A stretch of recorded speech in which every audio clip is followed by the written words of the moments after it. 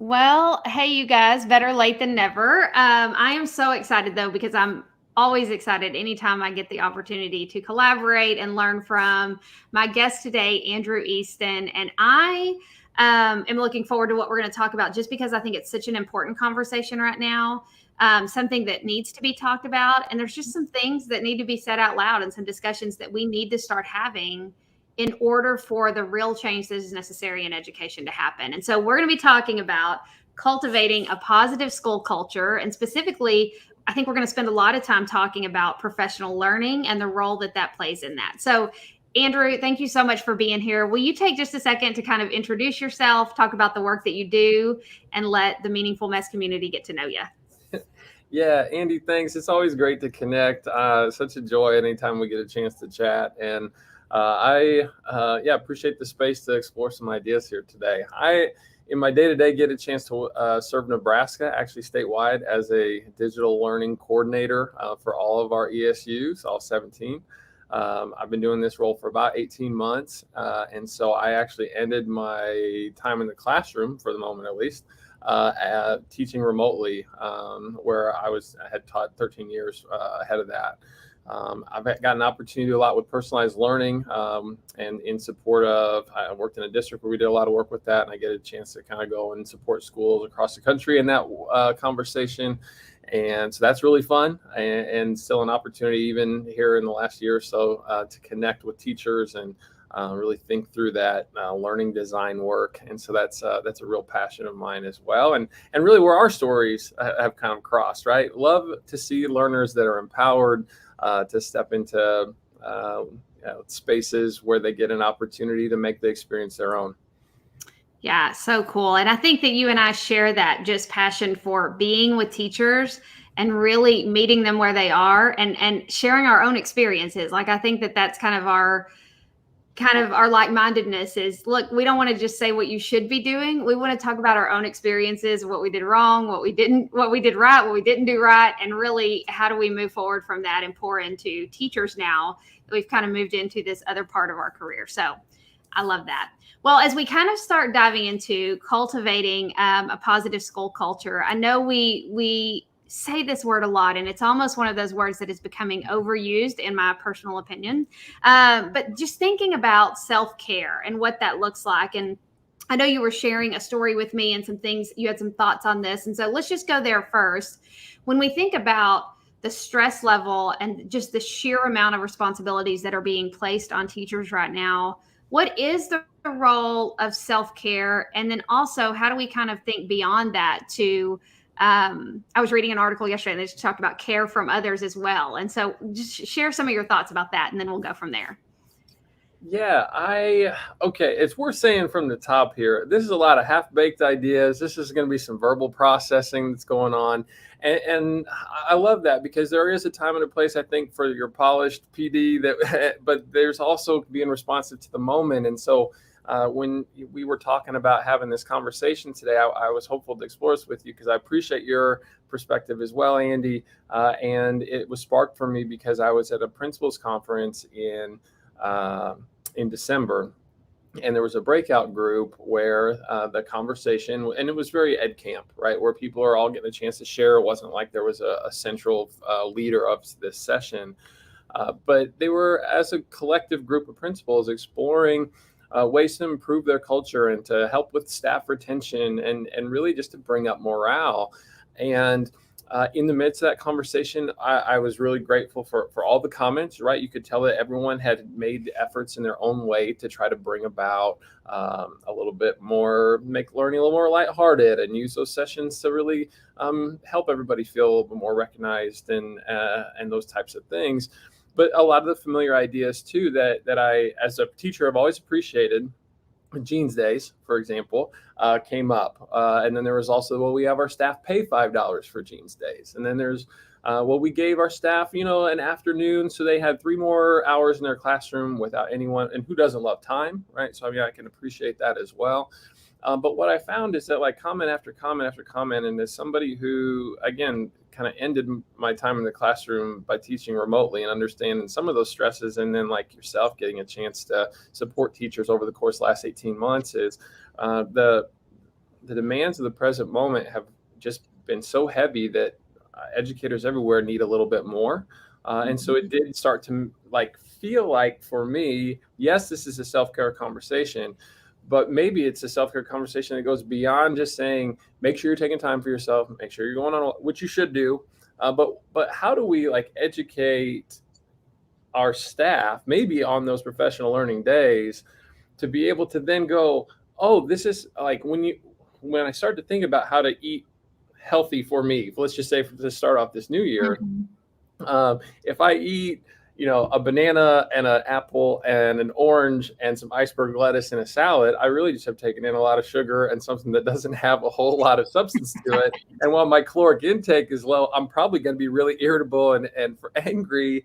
And so how great if you brought a nutritionist in that would kind of like sit down and say, hey, are you getting enough of this, that, and the rest of it in order to feel your best and to be at your best in the classroom and on behalf of the kids that you serve. And I think that there might be space in that professional learning for those and more types of like conversations. How's that hit your ear? I guess Yeah, I think that makes so much sense, and I think that's the key. Is like I said, that article that I read yesterday was actually a Forbes article, and it was spot on with I think what education is experiencing right now. And it really is about not just asking teachers to pour into themselves, but us pouring into them.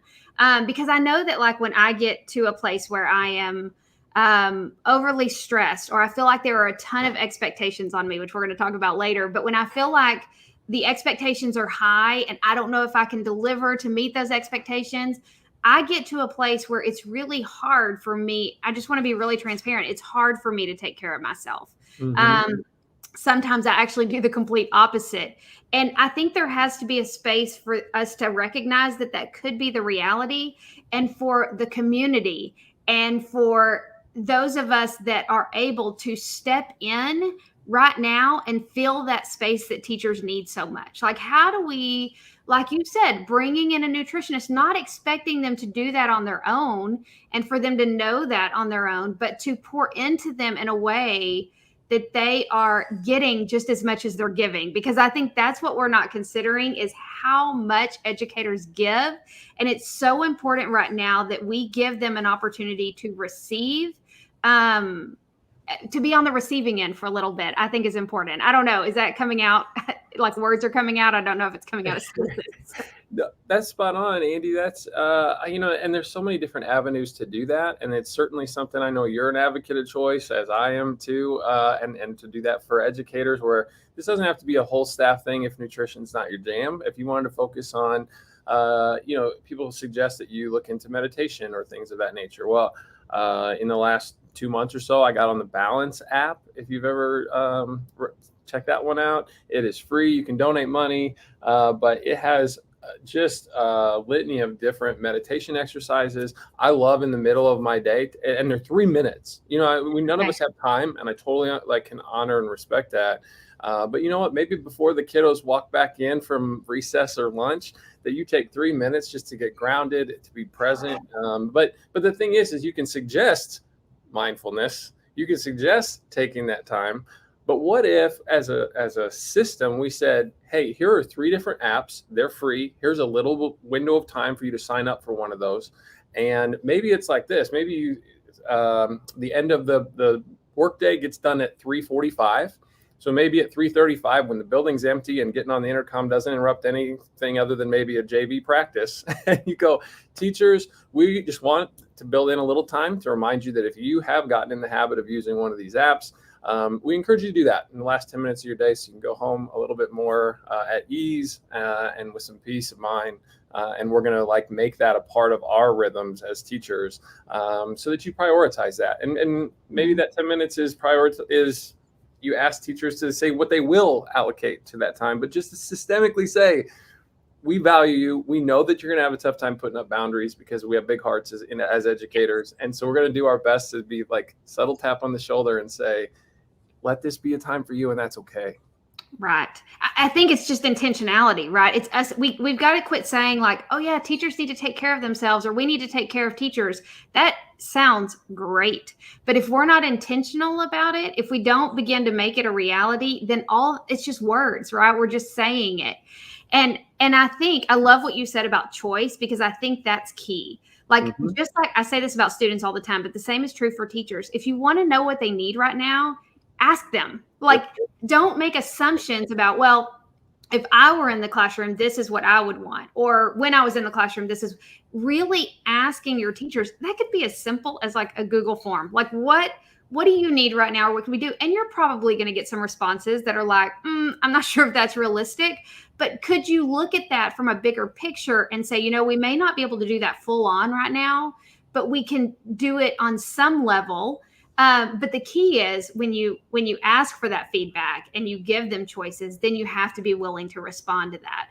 It's just like in the classroom, when you ask your students for feedback and then don't respond to that feedback, it becomes like, why am I even giving feedback? Like, I'll just put down junk because they're not going to do anything with it anyway. But I know so many administrators right now who are really thinking through this and being intentional. But I love what you said about choice, because I think that's really key right now, in just letting them decide what do they need and us responding to that the best we can as a district. But it really isn't just up to the district. I think we have to go beyond that and really start reaching out into our communities as well.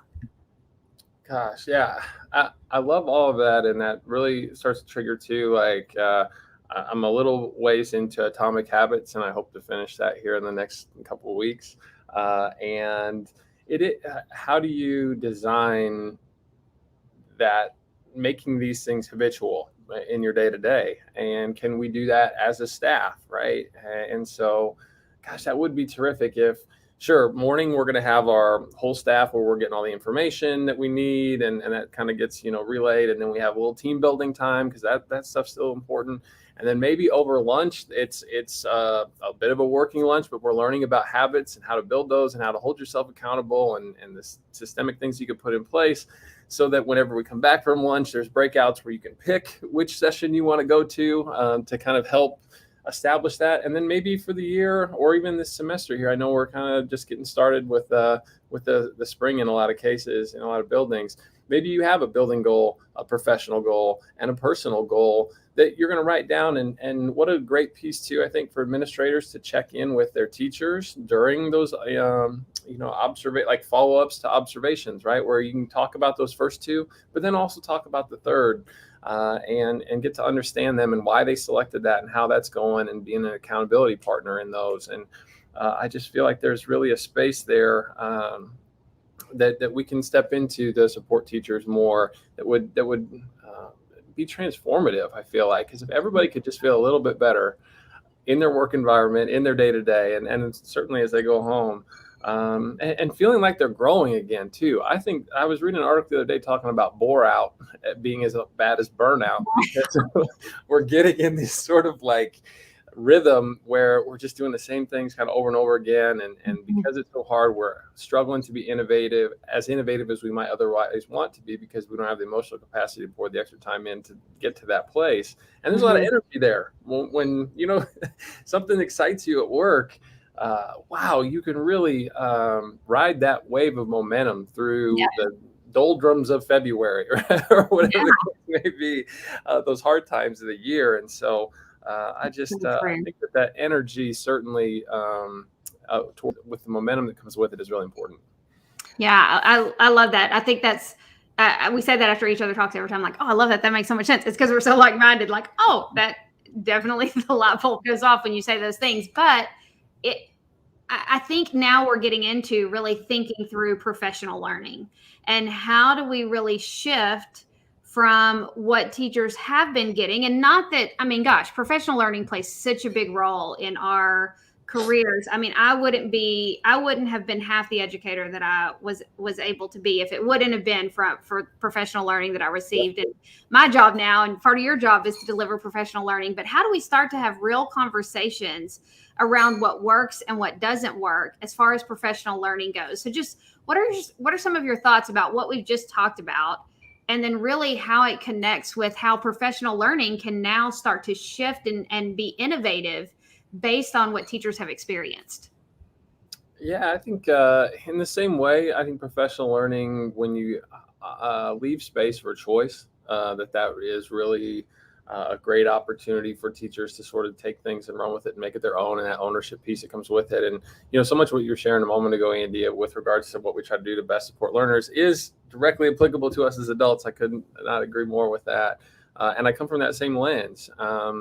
The work that I get a chance to do with personalized learning just really advocates for this idea that it's great to give learners choice, but oftentimes they don't know the nuances of the options that they have, and not that they have to know everything, because there's a degree of exploratory stuff that can happen in a really beautiful way too. But I also really like that thought of teaching them about those choices and helping them to grow into being able to even accept one of those. If there's a great example, I think, is when we sort of build your own product, right? Like demonstration of what you know. Sometimes kiddos need to learn a skill to be able to capture what they know before, because they might not bring one, or it might take a while to kind of tease that out of them, right? And so thinking about that with adults, right? So where do you see yourself growing next as a professional? And the teacher might go, I don't really know. I'm not really sure what that looks like. You can give me 5 sessions that I'll probably just, and this is the same thing happens in the classroom, I'm gonna go hang out with my department or my best friend from down the hall, and we'll go to the same one together, and we'll chit chat and enjoy it. And it might be the best thing up, but it might not actually be, what's ideal for me to grow in that way. And the same thing can be said on the personal level too. So Mm-hmm. I love just trying to go that extra step of saying, how do we really give everyone a chance to explore what's possible, and then pick their spot and delve in with intentionality. And when that ownership is there on the front end, the message, I just think, lands a little bit more solidly. And then I think we got to follow it up like we were talking about here. How and when are you going to build in places where that's going to have to be become part of your day-to-day systems? So I love Michael Matera, and I've gone back and forth about it's been a while since I talked to the guy, but the 5 for 5, right? Just like one little improvement each day for 5 days in a row. Yeah, that sounds like Michael. I could 100% hear him talking about that. Yes. Yep. And that's something that periodically, when I kind of get down or stuck in a rut or whatever, I'll do that. I'll say, I'm going to do one thing for 5 days in a row. And it's crazy momentum that builds. Even if it's just drinking a gallon of water a day, Monday through Friday, that next week hits and I'm feeling better because I'm hydrated. Yeah. And I think I love back to that principles conversation for our systems to try to teach teachers about ideas like this, and then support them in doing that. Yeah, it requires a level of self-awareness, right? That I think sometimes we lose as educators, because I think more than any career, I know there are other careers like this, but teaching really requires you to pour so much into others that I think, if we're honest, sometimes all of a sudden we can look up and realize that we've lost some of ourselves. And I think that's when we get to that place of burnout or bore out, which I love. Really, that idea of, you know what, I don't really like doing this anymore. Like I don't know who I am anymore, and I don't even know if I enjoy this. When I think so often we do still enjoy it, because I believe when you're an educator, it's often just, it really is who you are and it's what you were called to do. And doing the work can be so rewarding. But we're in this place now where it doesn't feel rewarding sometimes, and we're not getting a huge return on our investment. And when that starts to be the case, I think we have to really start to have the conversation around becoming more self-aware. I need to take a minute to take a breather and figure out, I can still do the work in the classroom, but I need to spend some time figuring out what are some things that I enjoy, or what is one thing that I've really wanted to do in the classroom that I haven't done because of I was afraid, or I made assumptions, or it's out of my comfort zone. All of those things. I think those are, when we think about professional learning, I think teachers need the opportunity to say, hey, this is something I'm really interested in and something I feel like would benefit my learners. And could I spend a little bit of time really diving into this and making that a reality? And, I'm just going to say, because it fits in perfectly here, the Passion-Based Teaching Academy that I'm launching February 1st, and that, gosh, I've so much of that stuff I've learned from you and Michael and so many others.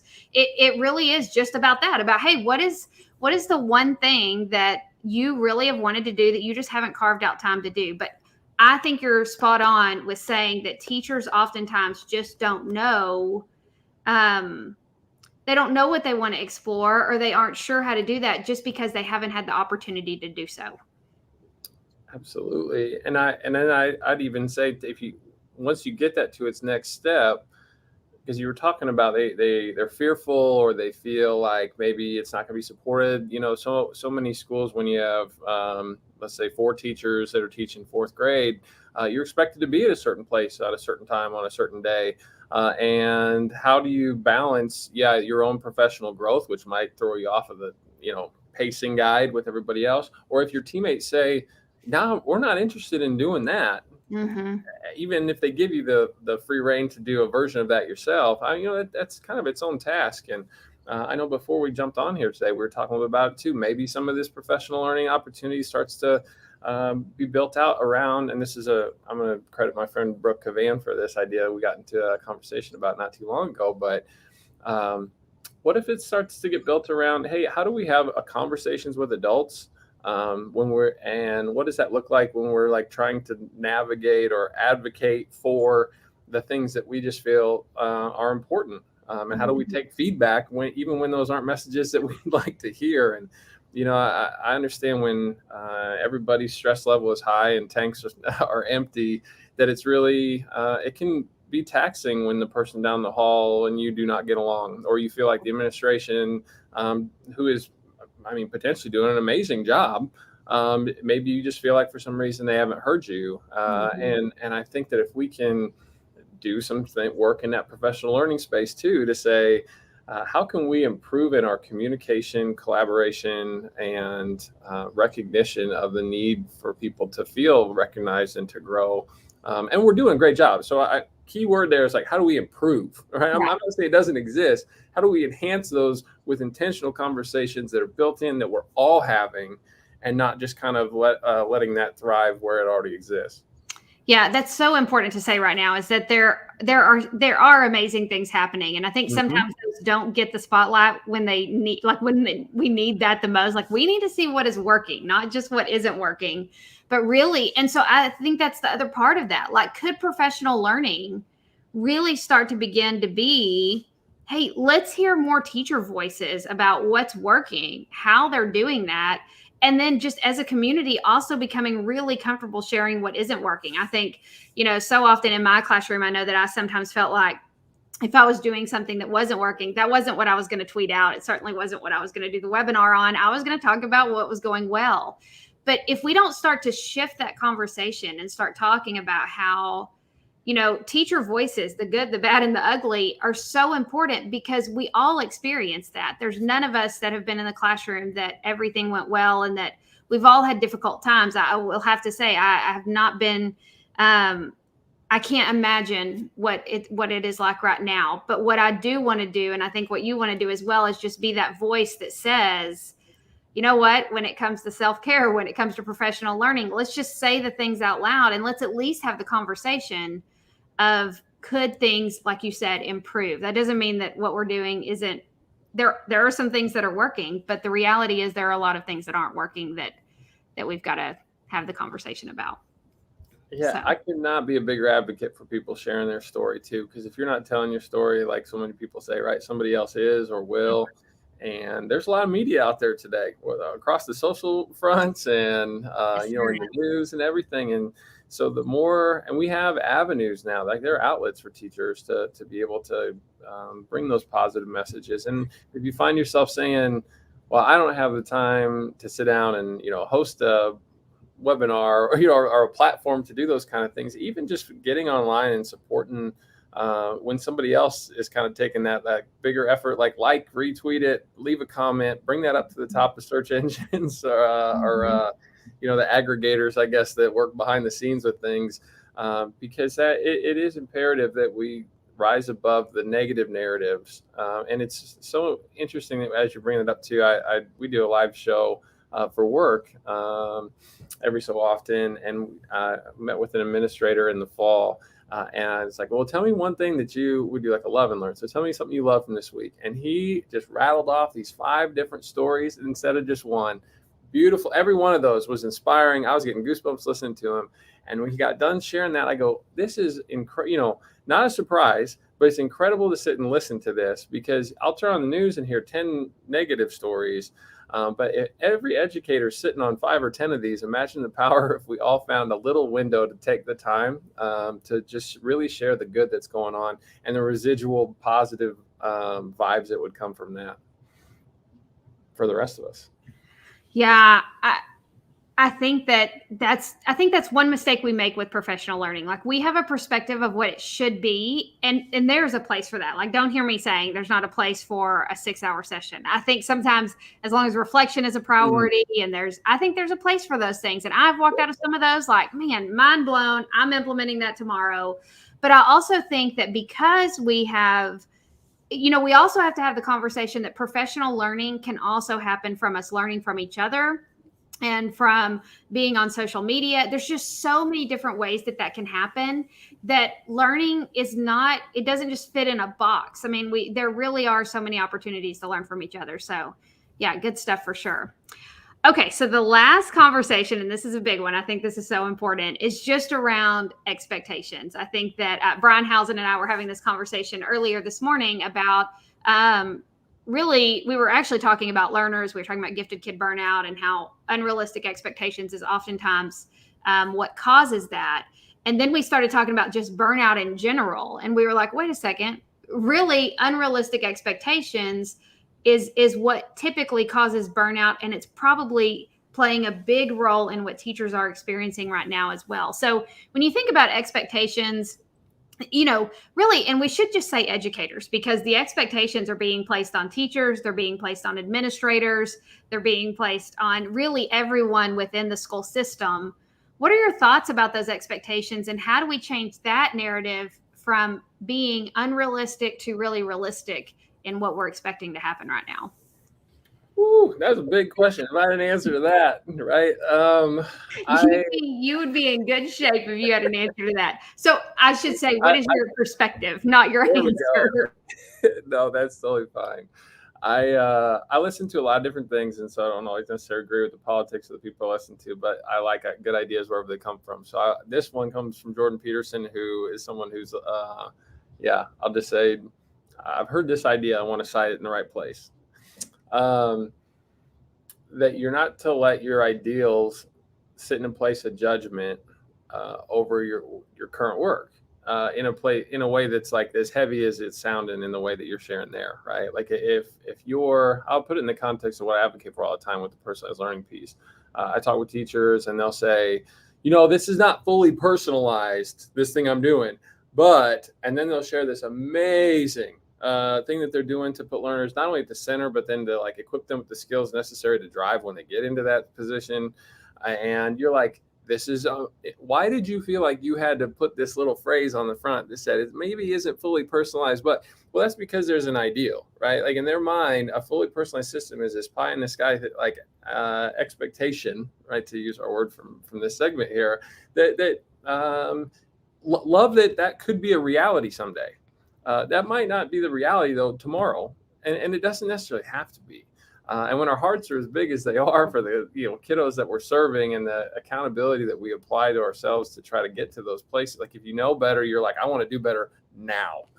And I think just giving ourselves, I think to answer your question there would be to say, set that growth goal. I mean, we were just talking about with the 5 for 5, but what is your next step rather than the last one? And if you can focus on getting you from point A to point B, eventually, you'll get pretty darn close. Or not to use, I'm mixing metaphors here, but that whole shoot for the moon, head up in the stars kind of piece. You don't know where you'll go, but it'll be a good spot as long as you pursue an aspiration. That bore out that we were referencing happens when you don't have an aspiration and you are doing the same thing over and over again without any sort of like passion behind the pursuit.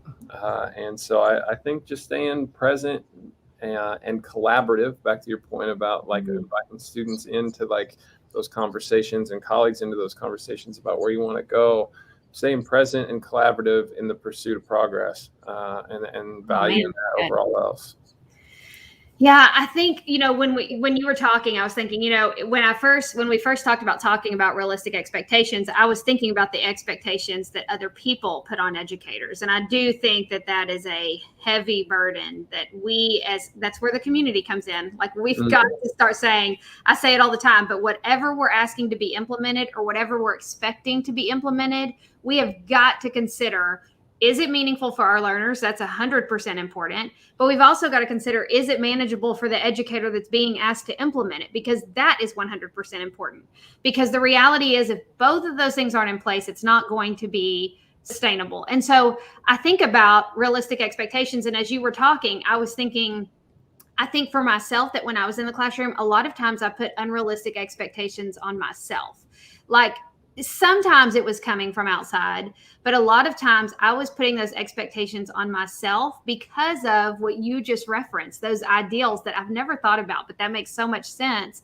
That I know that when I started Genius Hour, like I thought I had made a complete mess of it. I was like, oh my gosh, I've taken this idea that these people have had and I have really messed it up. Like I hope nobody finds out about what I'm doing because I'm not doing it as good as they would have or should have. And I've had that same conversation with teachers now who come up to me at conferences or who will call and they'll say, Andy, I just don't feel like I'm doing it the way you would have done it or the way you would want to see me. And I'm like, oh my gosh, there is no, first of all, if you could have seen the way that I did it in the beginning, you would be very shocked and be like, I'm never doing Genius Hour. But it took me a while and I had to really start to listen to my own intuition about what my learners needed. I learned so much from everyone else about Genius Hour, and I'm so thankful for that. But ultimately, what it boiled down to and what I had to prioritize was, what is this going to look like for me and for my learners that is going to be meaningful for them and manageable for me? Because if it's not that in this classroom, then it's just going to be a mess. It's not going to be a meaningful mess. It's just going to be a mess. And that is when I think we start to really get frustrated as teachers and start to wonder if we're even doing the right thing.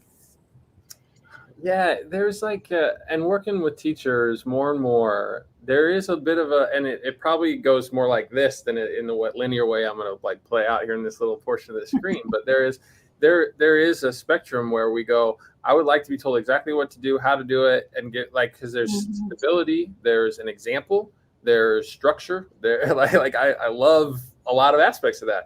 And the opposite is like, don't tell me what to do. I want to be innovative. I'd love for this to be creative. Like I have a vision. I'd like to go there.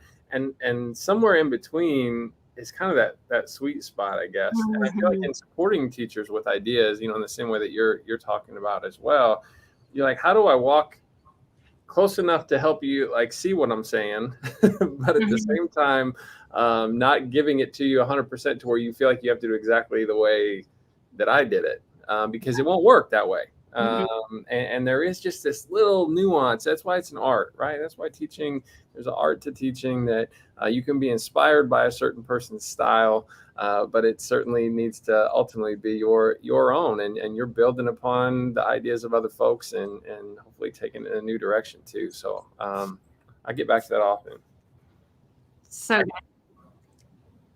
So good. I think that's the difference between a roadmap and a checklist, right? I always tell teachers, I'll give you a roadmap. I'm not going to give you a checklist, because a roadmap, we're going to stop at the same places, but you may go visit different things while you're there than I would visit, right? Like, I just think we have to really start considering that. Like, let's stop with the checklists and let's start considering, what does it look like for us to provide roadmaps, but giving the autonomy for them to explore what they want while they're kind of on that trip, stopping at the same places. So such good conversation. Okay. As we kind of wrap up, I just want to say, like, is there anything like maybe a real practical idea you might share for teachers to implement right now, or just something you'd really like for them to keep in mind moving forward as we go through this kind of difficult time and really, as educators, what's just one thing you'd like them to remember or think through moving forward? Gosh, as you started talking or asking that question, I found myself gravitating to some of the work I do with the personalized piece. But honestly, I, in this moment, I would default to say I think that it's even more important to just pick something that you feel like is going to help you to grow and get some momentum and some energy. And whether that's in your personal life or your professional, take the smallest step, take the smallest intentional step possible, and don't diminish that step, but be consistent with it.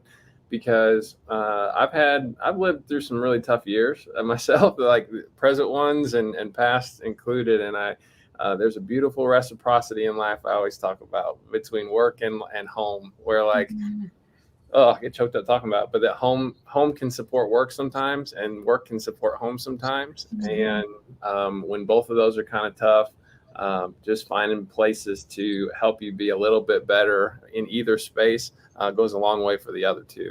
So yeah, I would just encourage you to do that, and then not only be intentional about identifying it, but then how you're going to not lose that as a part of your habits and rhythms. Mm-hmm. I love that you talk about habits and rhythms, and I think that's what's key right now. I think if I could leave anything practical right now, that I love what you shared about really thinking about as a system, how do we make this just the way that we do things? I think that's kind of been the theme of what you've shared today. Is it being a systematic approach of this? It's the change is so big that is needed right now. It has to become just part of the way that we do the work versus an initiative or something that we're going to try this, we're going to throw this against the wall and see if it sticks. It really has to become kind of who we are and how we do things. So that's so important. Such good stuff, as always. One more thing before we leave is, will you just tell the Meaningful Mess community, if they want to get in touch with you, if they want to learn more from you, how can they reach out?